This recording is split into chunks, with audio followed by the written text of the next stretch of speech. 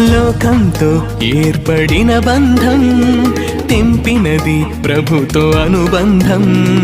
హృదయంలో కలుష దుర్గంధం మరణమనే చెరలో దిగ్బంధం.